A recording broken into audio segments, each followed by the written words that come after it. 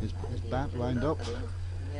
Sawad is stronger built than a lot of his teammates, and he looks like he has the capacity to bowl a bit quicker, generate a yard more pace in his bowling delivery, but he's got a strong action. And that's the end of the second over, 4 for no wickets. Right, well, let's have a look at the points tables for the two groups going into the day's play. Group A first, which is the one which is led by Afghanistan. They're well ahead, 5 wins out of 5, and a very, very good net run rate. The Netherlands... Oh, I'm sorry about that. We seem to have the wrong one. Should we start again? Well, I'll continue with Group A. The Netherlands are second. They've got a pretty good net run rate as well, so they're well ahead with a run rate of 1.008 as opposed to Nepal's here, 0.328, and that's not going to get any better for Nepal, and it won't make a huge difference to the Netherlands except to strengthen their second place. So those are the important games in a way. Canada are in third place, and if they stay in third place after their game against, can't even see what game they're playing today. They must be playing somewhere. Anyway, if they stay in third place, they will proceed to the final stages of this competition to find 2 qualifiers, and that's a big hit, and it's going for 6. Maximum score there. Thank you very much indeed, Mybra. That's the kind of shot. Thank you very much. Sanjam Regmi is the new bowler at this end. Quite often, here's the 6 again, way over Sanjam's head and way over the fielder's head. Yes, strong shot there, and not letting the spinner settle. Oh well, that's a wild swing as well from Mybra, well down the leg side. If he had, he probably must have got the ball must have touched his clothing or something, because there was no wide called. So Salman Regmi again, and that one sclaffed, as we say in Scotland, on the offside by Mybra, anxious to get on with it, obviously. Yes, possibly to make a mockery of our predictions. Well, make a mockery of your prediction, maybe. I've seen the Nepalese bowl many times, and they are a controlled unit, and I back them to make a good fist of this game, certainly. Well, I can't make any comment because I've never seen the Nepalese play before, but the bowling so far seems to be pretty good, and there's some good fielding to add to it. I think the key today could be the bowling of Basant Regmi, who has been one of Nepal's leading wicket takers over the last few years. Brother, presumably? I'm not sure he's a brother, but I think he is a relation. Perhaps we can check on that. There's a sweep slog all the way along the ground to deep mid wicket for Swat. Takes him to 3. Mybra's 9 not out, and the Netherlands total is 12 for no wicket. And coming up for the last ball of the third over.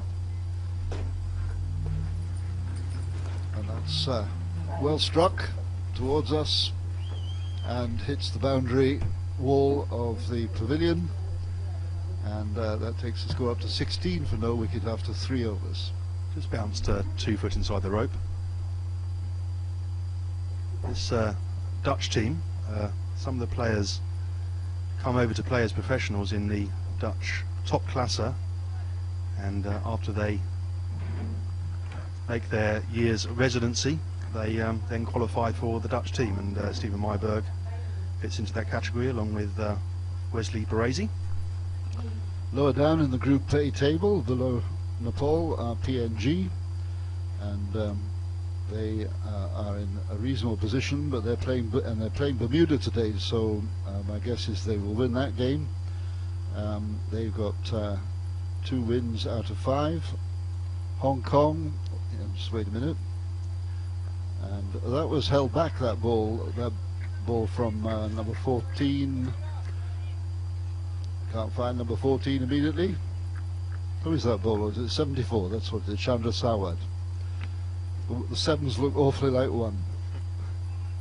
So that's 17 for no wicket, and brings Mybra, the left-hander, to the crease. Mike, we've just been contacted by a Nepalese fan, I believe. It says Kamal Jamsal. I've never seen Nepal play like this before. How far away do you think Nepal are from playing with the big boys? We'll come back to that question. And that's been slogged and very, very well fielded by number 77, the captain, Paras Kadki. Who is an excellent fielder. Well, he certainly demonstrated that. So, an interesting question about where Nepal are. I think my view is that 2020 isn't their strongest format, that they're better suited to the 50 over game, but as I stressed earlier, they have a very good development program, and that's always the foundation for sustainable success in the long term. So I think a decade from now they've got a very good chance, but they need to let this young squad settle. Swart takes that ball on the run and then completes the single, takes the score up to 19, halfway through the 4th over for the Netherlands, in reply to Nepal's 85 for 7 in their 20 overs. I think the 2 ingredients that Nepal are possibly missing is a genuinely quick bowler and a couple more dynamic batsmen in the middle order who can really be match winners. Oh well, that was well fielded, but the point about it I was going to make was that they were already halfway through the run before the ball reached the fielder, and the fielder Prithum Baskota had no option or no possibility of going for a run out. So that the Dutch are streetwise, really, I think, compared to the Nepalese at this level of the game at the moment. And a lot of their players have experience of playing this day cricket in full member nations. Alexi Kavizi, of course, a young player with Worcestershire. Barazi's got experience in South Africa, and Swart in Australasia. So they're wise heads. And that's one of the reasons why this kind of competition is very good even for the smaller nations, because they have the opportunity to watch people who've had wider experience of the game of cricket and learn from it. And here's Sawad again, and that's that's Swart. Again on the run, he plays the ball and he's several paces down the pitch before he calls. Very quick single. 21 for no wickets, the Netherlands. And we've just completed 4 overs, so let's go for a quick break. Thanks to our broadcast sponsor Sport Arabia once again for their support. We're back at the game between the Netherlands and Nepal, and the Twitter regime has been out in force on behalf of Nepal. They're very pleased to be able to watch this game live on television, even if their side is not doing terribly well. There's another run for Swart off the bowling of Kautshan, who has a key role to play here. I think I can tell the Nepalese fans that they have responded well to that mid-innings pep talk by their captain and coach, and they've been very alert in the field. Yes, they've got a very hard task against the Netherlands. Netherlands sitting second in the Group A table, and likely to remain so behind Afghanistan, and possibly content to do so. Play the first match, the numbers 2 and 3 in each group, then play crossover matches, and in fact they have 3 matches to complete before the second qualifier. And there's a chopped ball, and Nepal celebrate their first wicket with great enthusiasm. Try to give himself room there. Yes, Mybra not really quite behind the ball, and he just chopped it onto the stumps, looking a bit disappointed, I think. Kautshan's a very difficult bowler to get after, and I think he proved the point there. There must have been some movement in the ball to get a bottom edge like that, I would have thought. I think so. I think he's slightly misread the length as well, because he went back, but he was possibly a bit too full for that shot. Opened his body up, but failed to connect. Well, we've got Wesley Baresi coming in now, and he's been promoted up the advertised batting order. Yeah, Wes has been on the scene for several years after playing as a professional in the top classer. He's a batsman with a good scoring rate, and can be quite exciting to watch. Well, that's Nepal's first wicket. The Netherlands are 22 for 1 in the 5th over of their reply, seeking 86 runs for victory, and we're certainly hoping that Nepal will show the same kind of spirit and get some more wickets to make it an exciting game.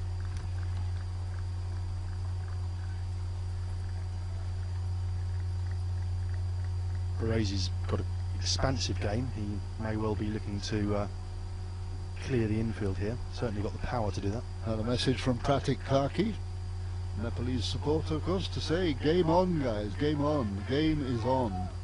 And certainly the buzz about the Nepalese fielding makes one suggest they do have a little bit of self-belief.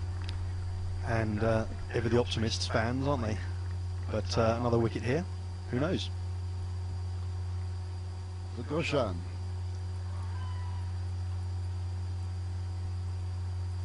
Shakti Goshan, of course, has 4 runs incidentally. And is that the first boundary? No, it's not, can't be. Shakti Goshan, of course, got the first hat-trick at this level in world cricket earlier in this competition. Is he the leading wicket taker in the whole competition, in fact? Very useful player at 2020 level, certainly, because he combines dead-eye accuracy with the wicket-taking capacity, which is 2 very strong strings to a bow. Certainly a neat-looking bowler. Very rarely gives freebies to the batsman, Goshan. He's a player that the captain can rely upon to build pressure, because game of cricket's about bowling partnerships as much as it is about batting partnerships. That's driven past wide mid-off to find deeper mid-off. Nepal defending the V quite strongly, and that's the end of the 5th over. We're a quarter of the way through this innings, 27 for 1. Right, so we're going to look at the tables again if we've got the right ones. Thank you very much. Are we looking at Group A first? Since we've already talked about the top teams there, so we're looking at PNG has got to featuring this afternoon in the game against Bermuda, and a victory there might well get the better of their rather undistinguished net run rate. Hong Kong also in negative territory there, but we saw them yesterday performing there against Afghanistan today, so it's a bit of a no-hoper, but with any luck Hong Kong might be the team to topple Afghanistan off the top of the table, you never know. Denmark and Bermuda bring up the bottom places in Group A, and in Group B, if we have the caption for that, yeah, Namibia are topping the table, the only other 5 out of 5 wins team in the competition, and one would certainly expect them to progress to the initial final, and if they happen to catch Afghanistan on a bad day, Namibia might be the first team to qualify. You just never know. We'll come back to the game here, and here we... This is Basant Rejmi bowling here. Yeah, Wesley Baresi is the batter. Tell us about the bowler. Basant Rejmi, he's... you were talking about him. Yes, he's one of the main threats for the ball for Nepal. He's been a consistently wicket taker for quite a few years now. Very difficult customer to face. Absolutely, yes. He reminds me with his action of Majid Haq, although Majid Haq's an off spinner and Basant is a left arm round, but it's a very similar action at the crease. If you just watch what happens here. Yes. and that's lofted over the infield, and they'll go for 2 certainly. In fact, they should get 3 here without any trouble, and they're turning and going for that 3rd run. And takes the Netherlands score up to 30 for 1 wicket. We're halfway through the 6th over, so they're well on the way to victory in the 11th over. And we'll see whether Tim or I will end up on the winning side of the bet, the side bet we have here as to when this innings will finish, this game will finish.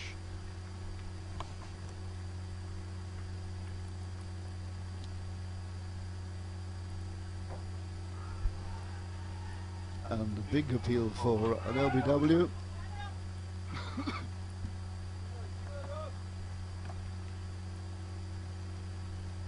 Hasan's record in the World Cricket League in the last few years has been scintillating. Regularly up amongst the top 3 wicket takers in tournaments. And he's a player that opposition teams certainly plan against. No. No. Well, I'm very impressed with the bowling so far. It's been neat, tidy, and challenging. And I can't say that we've seen more than 1 or possibly 2 fluent strokes from the Dutch batsmen. They have been constrained. And how is that? No, the umpire is not, Simon Tofel, he's not going to be easily fooled with that. Not out. Promising first over though, I think. Even the shot that cleared the infield was not that cleanly hit. Well, it's certainly worth an appeal, and there's no technology here for the umpires to work with here, which much to the pleasure of Simon Torfel, who hasn't been the greatest exponent of the increased aids that umpires have. I think he's enjoying going back to basics. Well, that's what he said to us, definitely, and the opinion of the umpires is that the responsibility has come back to them to make the decisions, which is what they're there for. However, it's a different game, isn't it, when it's exposed to the minute technology of television nowadays. And that's a nice little paddle around the corner just for a single to fine leg, wide fine leg.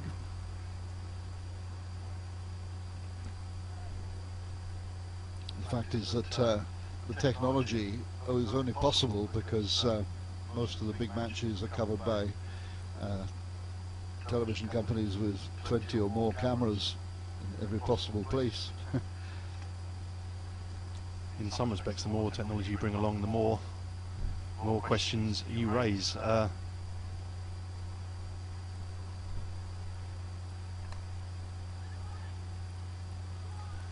Kaushan continuing with a tight line here.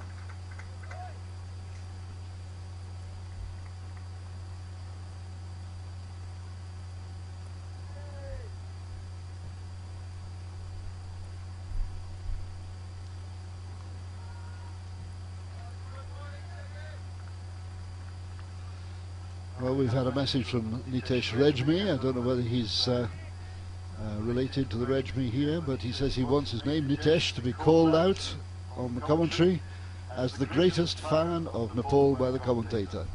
Well, there you are. Okay, Nitesh, greatest fan. I hope you're enjoying this coverage. It certainly sounds as if you are, and maybe a whole lot of friends with you as well.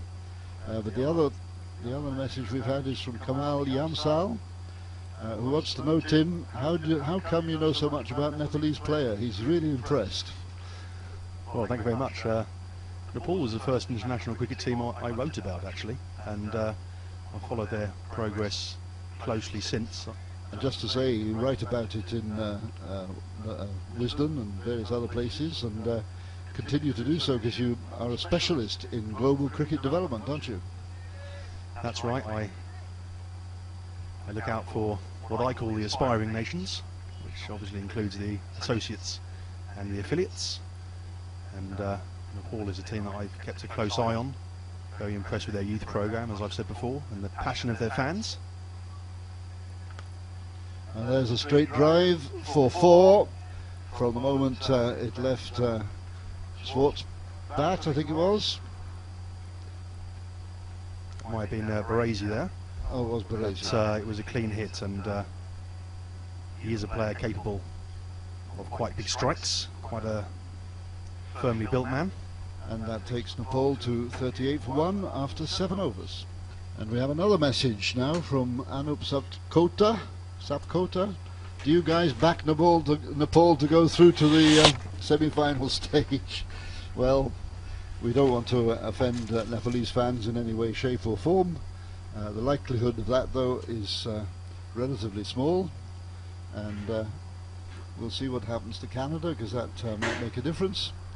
Just above Nepal in the table. I actually think Nepal have done quite well in this tournament. We'll see what happens today, of course, but they are a team that is adjusting to the 2020 format, and they've got a bit more work to do on that, but they're on the path. And there's, oh, that is out. That's stumped. Very, very sharp stumping there by number 17, the wicketkeeper Janendra Malla, who is also the top scorer. And here's the replay. Here, I don't see the point of this shot at all, but it was smartly stumped and deserved to leave the field of play. And that takes the score to 39 for 2. So as Baresi leaves the action, And as I was saying, Basant is... hang on, there's a wicket in the other pitch now. If we can go over to David Holmes. And of course we've just heard, we've just watched the second wicket fall here in the Dutch innings against the ball. Wesley Baresi trying an unorthodox shot, gets stumped easily, and there's a nice little stroke from the new batsman. It's number 26, Tom Cooper, and Michael Swart is on 10 not out. Cooper just getting off the mark immediately. 40 for 2 is the Dutch score, and they're chasing 86 for victory after Nepal were 7 wickets down after 20 overs. And with me is Tim Brooks, who knows all about associate level cricket, particularly Nepal. Tom Cooper is the senior batsman on this side in the absence of Ryan Tendusgarter, who's playing some 2020 cricket in South Africa. And of course we